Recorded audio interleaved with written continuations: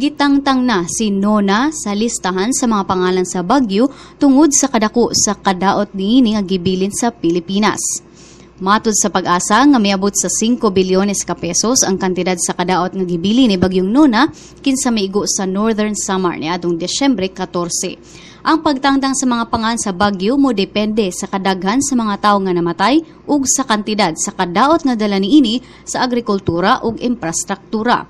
Matangtang kini kung adunay 300 hangtod 400 ka mga patay ug 1 billion pesos ang kadaot nga gibilin ini matud sa Pag-asa.